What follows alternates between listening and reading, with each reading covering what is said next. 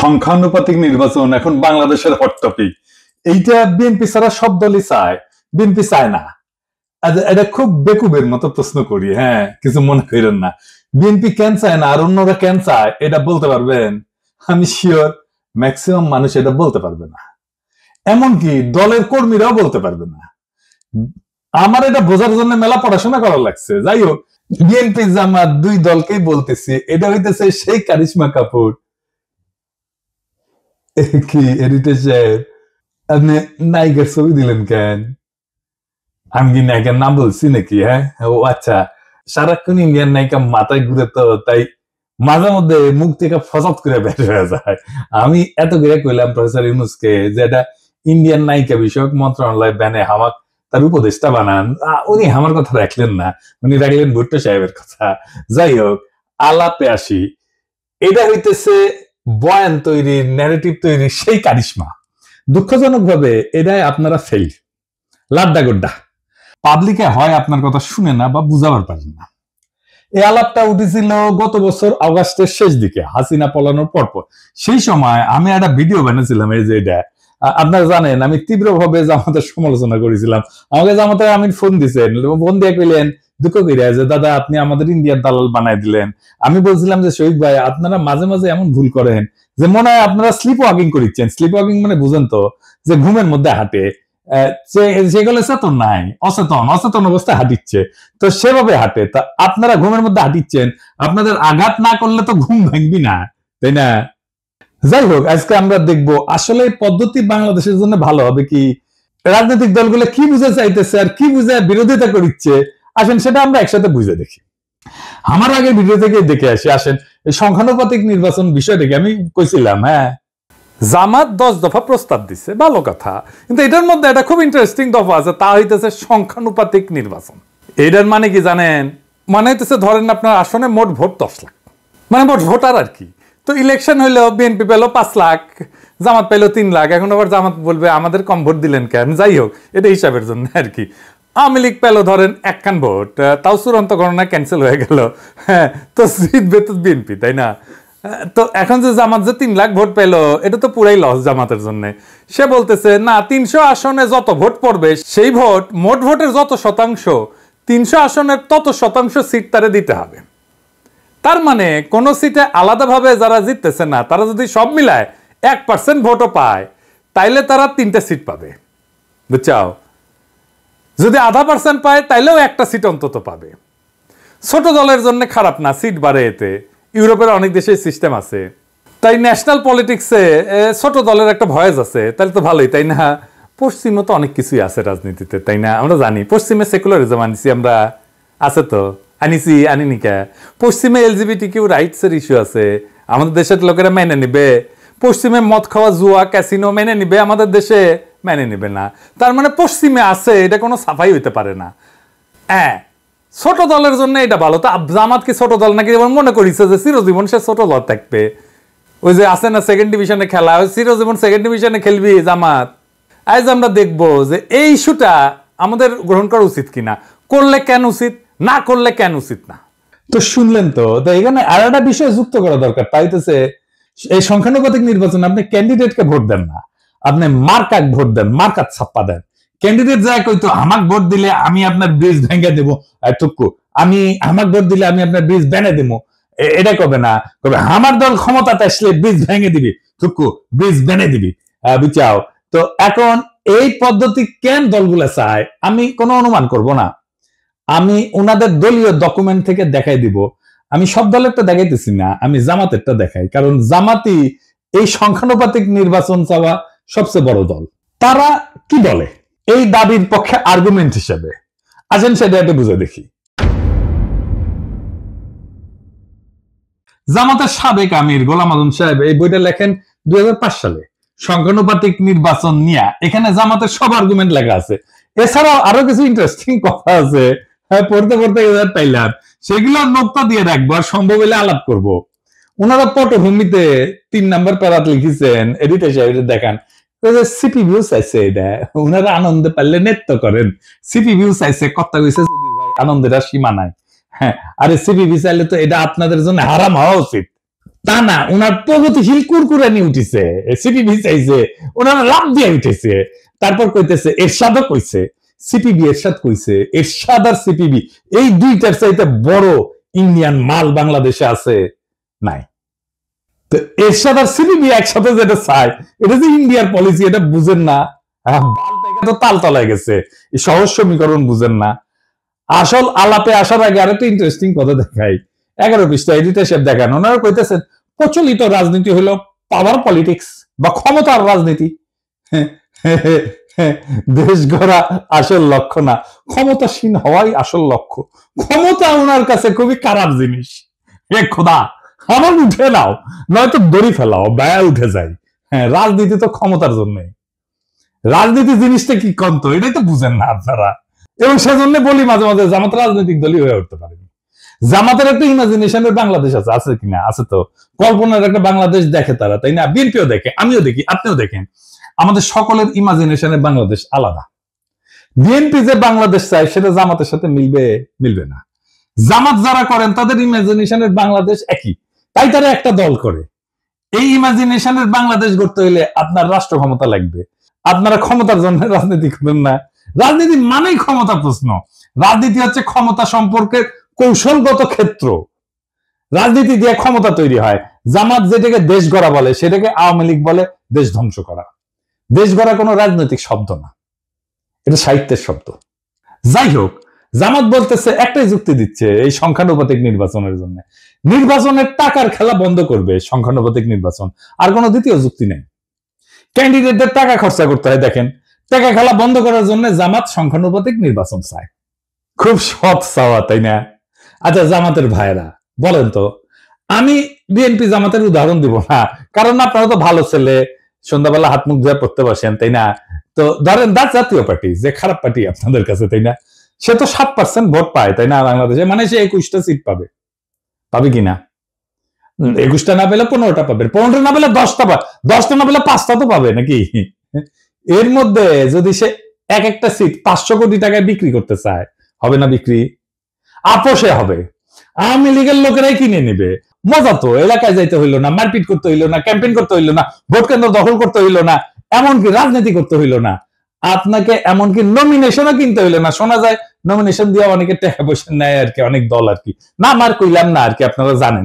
আপনার টাকা আছে, আপনার জিতা সিট কিনে নিলেন, নো রিস্ক, হারার কোনো ভয় নাই। ধরেন দল এলাকা ভাগ করে দিল, বললো যে এখন যে সিট আছে ওইভাবে ভাগ করলো। সেই সিট অনুসারে এই যে ধরেন বগুড়া 1 আসনে যতগুলো কেন্দ্র আছে, এইখানে যদি বিএনপি জিতে, এইখানে বিএনপি কইলো যে কাউকে কোনো ক্যান্ডিডেটকে কইলো এই বগুড়া 1-এর এই কেন্দ্রগুলোর সিটে যদি বিএনপি জিতে তাহলে তোমার এমপি বানাবো ওই সিটে। তুই ক্যান্ডিডেট খরচা করবে না জেতার জন্য, পারবেন টাকার খেলা কমাইতে, বরং বাড়াই দিবেন টাকার খেলা, আরো কেন্দ্রীভূত কইরা দিবেন। কারণ ওই পাবলিককে জনগণ ভোট দেবে না, ওই পাবলিককে সিলেক্ট করবে দলের নেতা। আর কি সমস্যা আছে? বাংলাদেশের প্রধান রাজনৈতিক দলগুলোতে তো আভ্যন্তরীণ গণতন্ত্র প্রায় অনুপস্থিত, নেতৃত্ব অত্যন্ত কেন্দ্রীভূত। এই পদ্ধতিতে, সংখ্যানুপাতিক পদ্ধতিতে দলীয় তালিকা তৈরি হবে কেন্দ্রীয় নেতৃত্বের মাধ্যমে। এটা স্থানীয় জনপ্রতিনিধিত্বকে দুর্বল করে দিবে। দলীয় নেতৃত্ব ক্ষমতা আরো কেন্দ্রীভূত করবে এবং স্থানীয় পর্যায়ে জবাবদিহিতা কমবে। দলের শীর্ষ নেতৃত্বই নির্ধারণ করবে কে সংসদে যাবে। ভোটারদের প্রত্যক্ষ ভোটের ক্ষমতা কমে যাবে। মানে এখন তো জনপ্রিয় নেতা হলে তার জেতার চান্স থাকে, তাই না? মানুষের কাছে ভালো হইতে হয়, সেটা কোনো দরকারই পড়বে না। দেখেন, আমরা অনেকে মনে করি রাজনীতি মানে হচ্ছে নির্বাচন, আইন, সংসদ, এই সমস্ত কিছু। কিন্তু রাষ্ট্রবিজ্ঞানী মোস্তাক আহমেদ একটা খুব সোজা কথা বলেন। উনি বলেন যে রাজনীতি আসলে একটা অদৃশ্য বোঝাপড়া। সেটাতে ঠিক হয় কে ক্ষমতায় থাকবে, কে টাকা খাবে, কে নিরাপদে থাকবে। এই বোঝাপড়াকেই বলা হয় পলিটিক্যাল সেটেলমেন্ট, বা বাংলায় বলে রাজনৈতিক বন্দোবস্ত। এই রাজনৈতিক বন্দোবস্ত ছাত্ররা ভাঙতে চাইছিল, আর সেটাকেই তারা বলছিল নতুন রাজনৈতিক বন্দোবস্ত। বুঝিছাও? তো এই বন্দোবস্ত লিখিত না, কিন্তু খুব বাস্তব। বড় বড় রাজনৈতিক দল, আমলা, ব্যবসায়ী গোষ্ঠী, পুলিশ, বিচারক, এলিট সবাই এটা অলিখিত চুক্তিতে থাকে। আমি একটু বুঝাই বলি। ধরেন রাস্তার ট্র্যাকে চাঁদাবাজি, হাটের ইজারা, ছিনতাই, মাস্তানি, ঠিকাদারি, বালু মাহাল, এই সমস্ত জিনিস আছে না, যেটি থেকে টাকা পয়সা আসে, এটা একটা ইকোনমি আছে। কে তুলবে টাকা, কে নিবে, পুলিশ কত পাবে, রাজনৈতিক নেতা কত পাবে, তৃণমূলের মাস্তান কত পাবে, মন্ত্রী কত পাবে, হাসিনা কত পাবে, এই সবকিছু সেটেলড সেই অলিখিত চুক্তি দিয়া। এটি রাজনৈতিক বন্দোবস্ত। এই বন্দোবস্তের পার্ট এমপি। সে খরচা করে, মাস্তান পালে, কর্মী পালে, পুলিশের সাথে যোগাযোগ রাখে, উকিলের সাথে যোগাযোগ রাখে, স্থানীয় মাফিয়ার উপরে, আন্ডারওয়ার্ল্ডের উপরে নিয়ন্ত্রণ রাখে। এইভাবে এই বন্দোবস্ত টিকে থাকে। হাসিনা চলে যাওয়ার পরে অপরাধ বাড়ছে কেন? কারণ এই আন্ডারওয়ার্ল্ডের উপরে যাদের কার্যকর নিয়ন্ত্রণ ছিল তারা নাই হয়ে গেছে। এখন কেউ সেইভাবে কন্ট্রোল করে না, তাই এরা নিয়ন্ত্রণহীনভাবে যা খুশি করতেছে। এইটা ল অ্যান্ড অর্ডারের বিষয় না, এটা সেই অলিখিত চুক্তি ভেঙে যাওয়ার পরিণতি। আমাদের নতুন বন্দোবস্ত করার আগেই আপনি আরেকটা বন্দোবস্ত ভাঙতেছেন। বাংলাদেশে ইনস্টিটিউশন নাই, গড়ে ওঠে নাই। এই ইনস্টিটিউশনের বিকল্প হচ্ছে রাজনৈতিক বন্দোবস্ত। এইখানে রাজনৈতিক দল তার নেতা কর্মী একটা জটিল ভারসাম্য রক্ষা করে সমাজকে টিকায় রাখে। এইটা যখন নষ্ট হয়ে যায় তখন প্রতিদ্বন্দ্বী গোষ্ঠীগুলো নিরাপত্তাহীনতায় ভোগে এবং সহিংসতা, দুর্নীতি, রাজনৈতিক অস্থিরতা বাড়ে। আপনি সংখ্যানুপাতিক নির্বাচন করে পুরা পলিটিক্যাল ফেব্রিক ধ্বংস করে দেবেন। কেউ নিয়ন্ত্রণ করতে পারবে না। জেলা শহরগুলোর আন্ডারওয়ার্ল্ড, ঢাকা শহরের আন্ডারওয়ার্ল্ড আপনি নিয়ন্ত্রণ করতে পারবেন না। তার ব্যবসা বাণিজ্য, ভাগ বাটোয়ারা, এই জায়গাটা কে নিবে? তখন আপনি তো সব উলট পালট করে দিচ্ছেন। এলোমেলো করে দেমাল লুটে পুটে খাই, একটা কথা আছে না, আপনি এলোমেলো করে দিচ্ছেন রাজনৈতিক বন্দোবস্তকে। তো ওই জায়গা তো ফাঁকা থাকবে না। তো ওই জায়গাটা কে নিবে? পুলিশ নিবে, যেটা অর্গানাইজড। এখন পুলিশ নিবে, প্রশাসন নিবে, আর একটা হাসিনার শাসন তৈরি হবে। পুরা সমাজ, রাষ্ট্র রাজনৈতিক দলের নিয়ন্ত্রণের বাইরে চলে যাবে। যে দেশে ইনস্টিটিউশন গড়ে ওঠে নাই সেই দেশের রাজনৈতিক বন্দোবস্তই হলো সমাজকে টিকায় রাখার বিকল্প ব্যবস্থা। আর আপনি সেই ব্যবস্থাটিকে ভেঙ্গা সংখ্যানুপাতিক নির্বাচন নামের গুগলি মারলে রাষ্ট্র গড়ায় পড়বে গ্যাংয়ের হাতে, পুলিশের হাতে, প্রশাসনের হাতে, স্থানীয় মাফিয়ার হাতে। আফগানিস্তানে হয়েছিল না, তালেবান আসার আগে এক এক এলাকায় এক এক ওয়ারলর্ড শাসন করতো, একই জিনিস হবে বাংলাদেশে। আপনি এই কাজটা করতে যাইতেছেন। পুলিশ আর প্রশাসন শক্তিশালী হয়ে উঠবে, দারুণ। এই সংখ্যানুপাতিক নির্বাচন আঞ্চলিকতা বাড়ায় দেবে। আমি অন্য দেশের উদাহরণ দেব না, বেলজিয়ামের উদাহরণ দেব। এই বেলজিয়াম একটা দেশ হিসাবে থাকে কিনা দেখেন। কি হয়েছে বেলজিয়ামে? আসেন আলাপ করতেছি। বেলজিয়াম তো একটাই দেশ, তাই না? কিন্তু এর ভেতরে আছে দুইটা বড় জাতিগত ভাষাগত গোষ্ঠী। একটা হচ্ছে ফ্লেমিশ, ওলদান্স ভাষায় কথা বলে, থাকে দেশের উত্তর অংশে, তার নাম হচ্ছে ফ্লান্ডার্স। আর দুই নাম্বার হচ্ছে ওয়ালুন, ফরাসি ভাষায় কথা বলে, থাকে দেশের দক্ষিণ অংশে, নাম হচ্ছে ওয়ালোনিয়া। এরা কিন্তু আলাদা ভাষায় কথা বলে, আলাদা স্কুলে পড়ে, আলাদা গণমাধ্যম আছে তাদের জন্য, এমনকি আলাদা রাজনীতি করে, দল আলাদা এই দুই গ্রুপের। এবং এই বেলজিয়ামে সংখ্যানুপাতিক ভোট আছে। এই পিয়ার সিস্টেমে ভোট যতই ছোট হোক, আলাদা পরিচয়ের দল সংসদে ঢুকে পড়ে। এর ফলে বেলজিয়ামে গড়ে উঠছে শুধু ফ্লেমিশ স্বার্থ নিয়ে কাজ করে এমন দল, যেমন এনভিএ। শুধু ওয়ালুন শব্দ নিয়ে কাজ করে এমন দল, যেমন পিএস, পার্টি সোশ্যালিস্ট। এরা কিন্তু জাতীয় স্বার্থ দেখে না, কেবল নিজেদের অঞ্চলের স্বার্থ দেখে। ফলে সার্বজনীন রাজনীতি আর হয় না, হয় আঞ্চলিক স্বার্থের জন্য রাজনীতি। এর ফলাফল কি? সরকার গঠন করতে পারে না। ফ্লেমিশ আর ওয়ালুন এদের মতানৈক্য চূড়ান্ত। এই যে দেখতেছেন না, এখন প্রফেসর ইউনূসের সরকার ঐক্যমত করতে পারতেছে না, দেখতেছেন না, জুলাই সনদ করতে পারতেছে না, মতানৈক্যের জন্য। একই রকম বেলজিয়ামের জাতীয় পরিচয় দুর্বল হয়, সবাই নিজেকে ওয়ালুন বা ফ্লেমিশ ভাবে, বেলজিয়ান ভাবে না। ভাষা, শিক্ষা, অর্থনীতি সব আলাদা হয়ে গেছে। স্কুলে আলাদা পাঠ্যক্রম, আলাদা মিডিয়া, এমনকি আলাদা ট্যাক্স এবং প্রশাসন চলতেছে অঞ্চল ভিত্তিক। যেহেতু একক সংখ্যাগরিষ্ঠতা পায় না, সরকার গঠন হয় না। 1 বছরের বেশি সময় সরকার গঠন হয়নি, এরকম এক্সাম্পল আছে। এই রাষ্ট্র টিকবে না। এবার আরো মারাত্মক উদাহরণ দিই ইসরায়েলের। ইসরায়েল যে আগ্রাসী রাষ্ট্র হয়ে উঠছে, এটা সংখ্যানুপাতিক নির্বাচনের জন্য। কিভাবে? ইসরায়েল এখন একটা রাষ্ট্র না, একটা চরমপন্থী যুদ্ধযন্ত্র। আর এই রূপান্তরের বীজ পোতা আছে তাদের এই সংখ্যানুপাতিক নির্বাচনের ব্যবস্থায়। তো এইখানে প্রায় 3% মতো ভোট পেলে সংসদে ঢুকে যায় যে কেউ। এই ফাঁক গলে ক্ষমতার মঞ্চে উঠে আসছে একঝাঁক ধর্মীয় হুলিগান, যারা গণতন্ত্র না, ধর্মীয় শাসন এবং জাতিগত নিধন চায়, ফিলিস্তিনের ধ্বংস চায়, গাজার ধ্বংস চায়। কারা এই হুলিগান? যেমন SHAS, এরা নারী অধিকারের প্রকাশ্য শত্রু, সিভিল ম্যারেজের প্রকাশ্য শত্রু। তারপরে আরেকটা আছে UTZ, এরা নারীদের ভোটের শত্রু, আধুনিক শিক্ষার শত্রু, এমনকি রাষ্ট্রীয় আইনকে অস্বীকার করে। আরেকটা আছে ওজেমা ইহুদিক, আরবদের নাগরিকত্ব বাতিল করে দিতে বলে, গাজায় গণহত্যায় উস্কায় দেয়। এদেরকে ইহুদি তালেবান বলা হয়। এরা 5 থেকে 6% ভোট পায়, কিন্তু মন্ত্রিসভায় তারা নীতি নির্ধারক। তাদের জন্য সরকার গঠিত হয়, কারণ কেউ সংখ্যাগরিষ্ঠতা পায় না এবং এরাই সাপোর্টটা দেয় এবং সরকারের নীতি জিম্মি হয়ে যায় এদের কাছে। ইসরায়েলে কোনো দল একক সংখ্যাগরিষ্ঠতা পায় না। সরকার গঠনের জন্য এই হুলিগানদের সমর্থন লাগে। তারা চুক্তি করে শর্ত দেয় যে আমাদের দাবি যদি না মানো তাহলে সরকার ফেলায় দেব। নেতানিয়াহু বাধ্য, তাকে বিচার বিভাগ ভেঙে দিতে হয়েছে এদেরকে সন্তুষ্ট করার জন্য। এই বিচার সংস্কার ইস্যুতে 2023 সালে ইসরায়েল জুড়ে ইতিহাসের সবচেয়ে বড় গণবিক্ষোভ হয়েছে।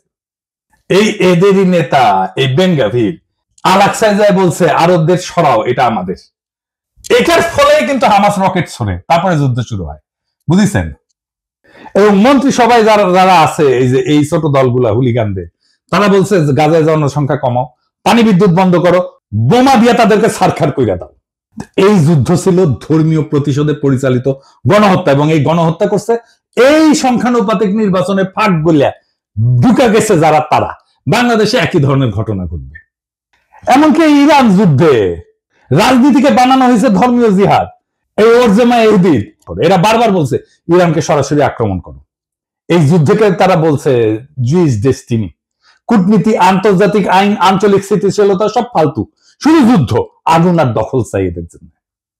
এবং এই প্রপোর্শনাল রিপ্রেজেন্টেশন সংখ্যানুপাতিক নির্বাচনের জন্য ইসরায়েল এখন একটা চরমপন্থীদের রাষ্ট্র হয়ে গেছে, যেখানে 5% উন্মাদ একটা দেশের 95% ভবিষ্যৎ নিয়ন্ত্রণ করে।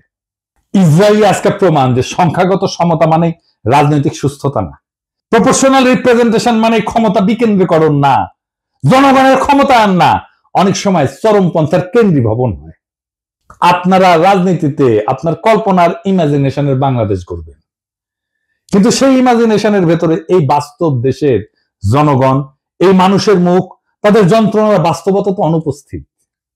রাষ্ট্রটা কি ল্যাবরেটরির এক্সপেরিমেন্ট রে ভাই, যে একটা জিনিস ট্রাই করব, আবার দেখব, ভুল হবে, আবার দেখব? তা তো না। ইসরায়েলের মতো রাষ্ট্র চরমপন্থার হাতে কুক্ষিগত হয়ে গেছে এই সিস্টেমের কারণে। বেলজিয়ামের মতো রাষ্ট্র বিভক্ত হয়ে যাইতেছে ভাষার দাঙ্গায়। বাংলাদেশকে নিয়ে কি সেই পথে হাঁটতে চান? আমরা কি দেখতে যাচ্ছি? এমন একটা দেশ যেখানে ভোটার থাকবে কিন্তু কোনো প্রতিনিধিত্ব থাকবে না, যেখানে রাজনীতি থাকবে কিন্তু রাষ্ট্র থাকবে না, যেখানে রাষ্ট্রের নিয়ন্ত্রণ থাকবে স্থানীয় গ্যাং, পুলিশ আর প্রশাসনের হাতে। শক্তিশালী ইনস্টিটিউশন না গড়ে ওঠায় যে রাষ্ট্রের প্রত্যেকটা জেলা এখনো একটা রাজনৈতিক বন্দোবস্তের মধ্যে টিকে আছে, এই প্রপোর্শনাল রিপ্রেজেন্টেশন সংখ্যানুপাতিক নির্বাচনে আইসা সেই সামাজিক ভারসাম্য ধ্বংস করে দেবে, রাজনৈতিক ভারসাম্য ধ্বংস করে দেবে। নতুন কিছু গড়ার আগে পুরোনোটাকে ভেঙে ফেলতে চাইলে দায়িত্ব তো আপনার রে ভাই। কিন্তু যদি আপনি না জানেন কি ভাঙতেছেন, তাহলে আপনি তো স্থপতি না, আপনি তো ধ্বংসের কারিগর। বাংলাদেশ আজ এক ক্রসরোডে দাঁড়ায় আছে। কিছু দলের ভুল সিদ্ধান্ত, কিছু বুদ্ধিজীবীর নির্বোধ গুগলি আর কিছু বিদেশি থিঙ্ক ট্যাঙ্কের ঠাইসা দেওয়া এক্সপেরিমেন্ট, এইসব মিলে আজ রাষ্ট্র এক ভয়ঙ্কর জুয়া খেলায় ঢুকে পড়ছে। একটা দেশ যেটা গণতন্ত্র ছিল ভঙ্গুর, আইনের শাসন ছিল কাগুজে, সেই দেশে আপনি যদি রাজনৈতিক বন্দোবস্ত না রেখা এই সংখ্যানুপাতিক নির্বাচনের সিস্টেম চাপায় দেন, তাহলে যা গড়ে উঠবে তা গণতন্ত্র না, তা হবে পলিটিক্যাল মাফিয়ার এনক্লেভ। আর মানুষ শুধু ব্যালটের সেরা কাগজ হয়ে থাকবে। আমরা কি একটা রক্তাক্ত বিপ্লবের পরে এমন একটা পরিণতি চাইছিলাম? বিচারের ভার আজকে আপনাদের উপরে দিলাম। এই দেশ ধ্বংস কইরেন না, এই দেশ ধ্বংস হয়ে যাবে যদি আপনাদের বিবেচনাবোধ অন্ধকার হয়ে যায়, আপনাদের জাজমেন্ট যদি ক্লাউডেড হয়ে যায়। সেই রাস্তায় আমরা হাঁটতে চাই না, আমরা বিপ্লবের রাস্তাতে হাঁটতে চাই।